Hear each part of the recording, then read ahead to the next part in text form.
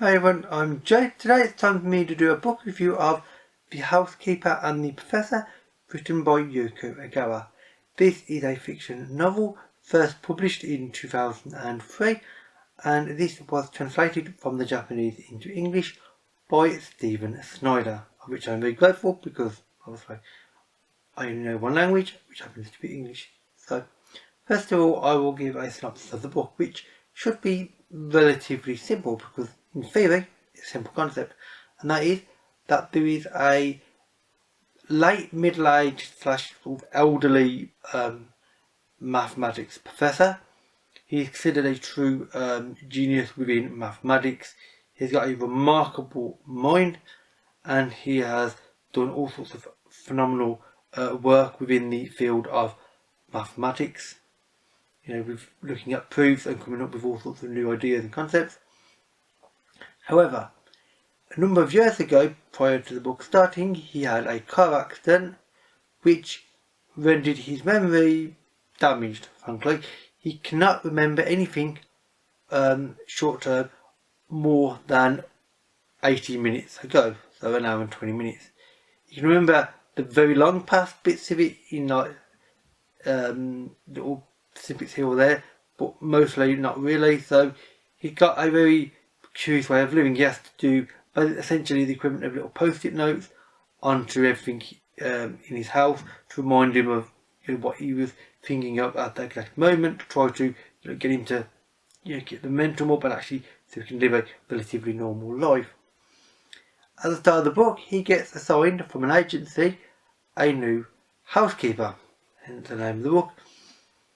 She is a young woman with a young son.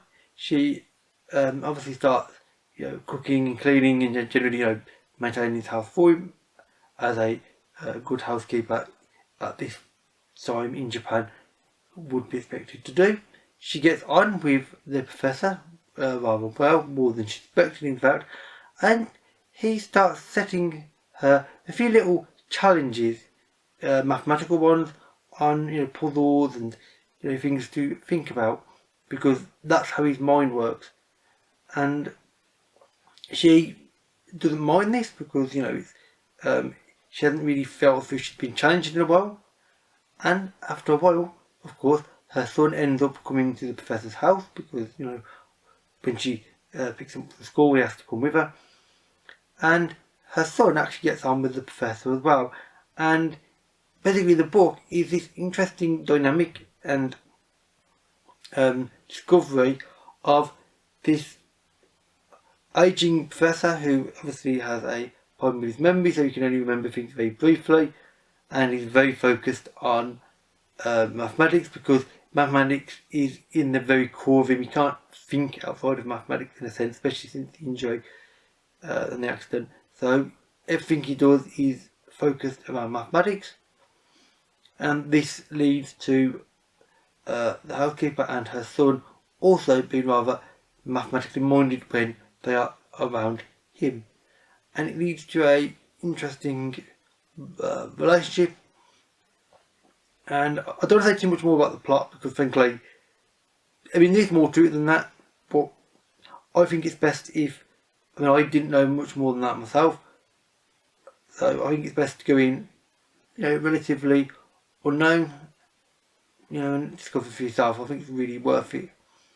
The thing I will talk about is the three characters, because they are obviously the entire focus of the story. Some stories focus on complicated plots and set pieces and locations.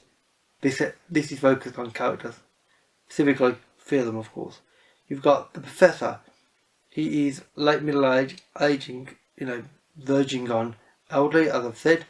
He's got a very specific way of looking at the world because of his injury. That he thinks in terms of mathematics, but he loves mathematics in a way that only somebody who is in that particular field and is that way inclined can. He sees numbers in everyday life all around him. He sees numbers, and he calculates numbers just casually without even having to think. And this keeps his mind active and keeps him healthy and sane for the most part, as best any of us can be in this world. And this outlook that the housekeeper, she has never encountered anybody quite this focused, especially with the injury means he's even more focused than ever. And so she's learning from him, but he does start learning from her because he seems to like her company, and he, for instance, starts from the very start writing new little notes for himself, essentially sticky notes, and posting them. For instance, he attaches one to his coat and one to things in the kitchen to remind him about her, and indeed after a short while when her son turns up, to remind him about her son, whom for the record he nicknamed the Root, because I think it's due to her son's rather flat haircut. The professor calls him that after, the square root. He's got a very flat head, which is good for square roots. It's a bit odd in a way, but the professor, the way he is, her son doesn't mind, and obviously she doesn't mind because he's not getting better. I mean, there is no getting better from what he's got. The book's not trying to claim that somehow merely having a companionable person around who actually cares is going to suddenly, recover somebody. But it's saying that you can learn and you can improve, you can be a better person around other people. You can help, but not repair. And indeed, actually, he starts improving, but she improves as well, because the things that she used to do that she hasn't done anymore, the housekeeper, and she felt as though she's in a rut. Things have just been going along. She's part of this agency, it's a well-to-do agency, so she knows she's fortunate to have a good job, so she doesn't really argue with where they send her and such. But she knows that there could be more. It's just finding it is always a challenge, as is always the case in life. So it's the two characters learning off each other, and then a son there has a third party who's obviously younger, he's got a different outlook. He's learning himself, obviously going to school, but then he's learning from the professor. And it's what you've certainly got the ideas of maybe in the future, his potential might be altered now that he's interacting with people that he probably never would have interacted with before. Obviously, mathematics genius like the professor. So this could lead to some interesting development for him and indeed for everybody involved. And one of the things I'm going to briefly mention is the location. This is obviously set in Japan.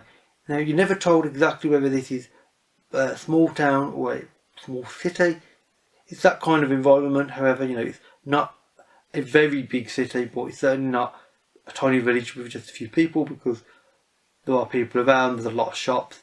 I mean, it's big enough to need an agency to look after, the sound of it, quite a lot of people, the one that the housekeeper works for. So it's certainly a busy town.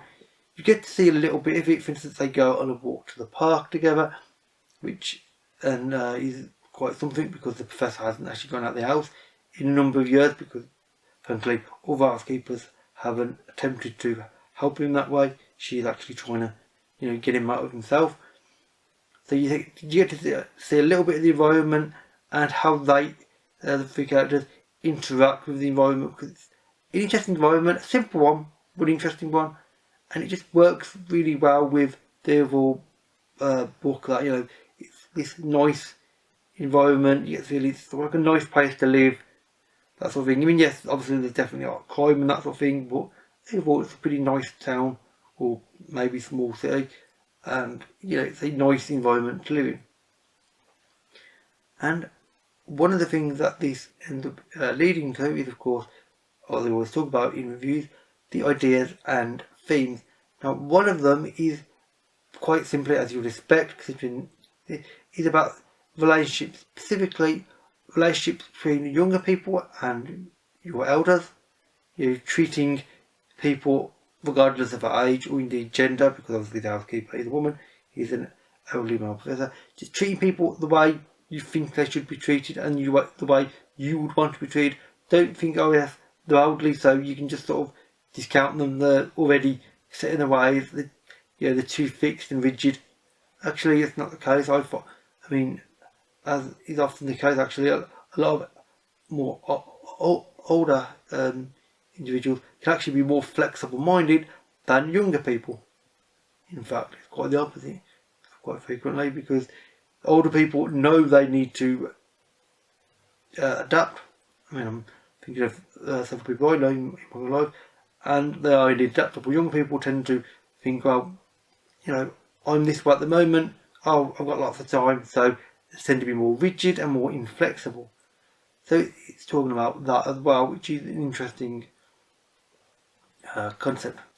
Another area that the book discusses and touches on as well is the idea of self-identity, specifically self-identity in regards to your memory, because without memory, without your knowledge of who you are, how does that affect your self-identity? Because if you can't remember the various big events that you've done in life, the places you've been, people you've met, and family, even in some cases family members and things, how does that make you you, or how does it make you into a different person now than what you were when you're more able to remember? For instance, specifically, I mean,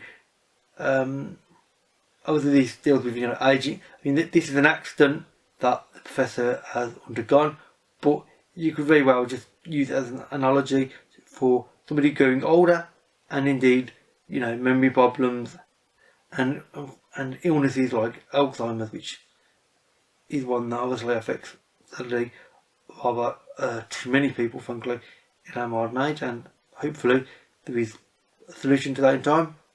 Not for now, although there are things you can alleviate it with, and it's talking about that, about how you can be better if you can self-identify. But how do you self-identify when you can't remember things? Because are you your memories, or are you more than that? Are you the sum of your memories and your environment? In fact, I think it is that you are some of everything in your life: memories, environment, people. You are what you are because of everything. So if you take one of them away, you're a different person, and you will start to fundamentally change to a large degree. Yes, there'll still be a large part of you that is that same original person, but you'll act differently because those memories, for instance, won't be there, so you won't have them to, for instance, talk to somebody. You won't be able to tell the same sort of stories or reference certain things because you simply don't remember that they exist. So you'll have to reference things only very recently, for instance, in the case of the professor, and it changes outlook and it changes identity, which is a really interesting one that I think Yōko Ogawa does extremely well.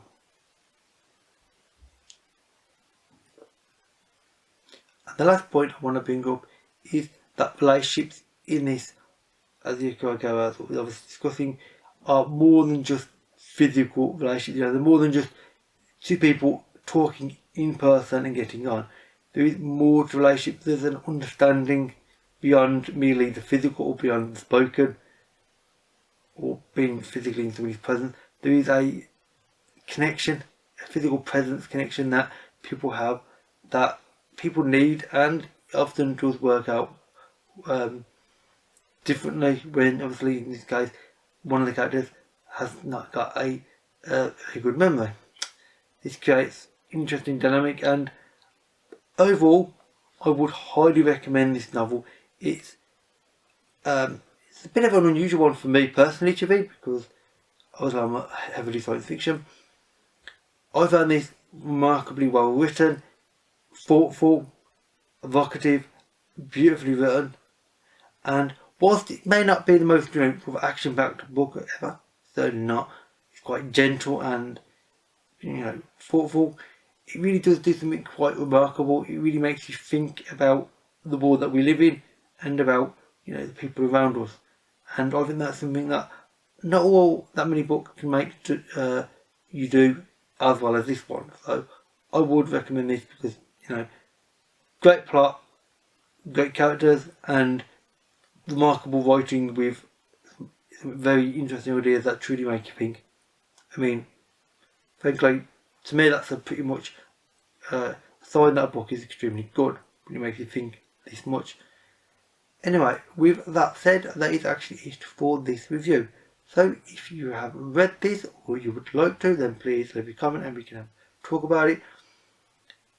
Or you'd like to know more, then I'll try to answer to the best of my knowledge. Obviously, you know, I've only read this once, so you know, I can only answer to a certain level. All my social media links, as well as a link to this book, can be found in the description box below, as always. And with that said, that is it for this video. So thank you for watching, and I'll see you another day. Bye for now.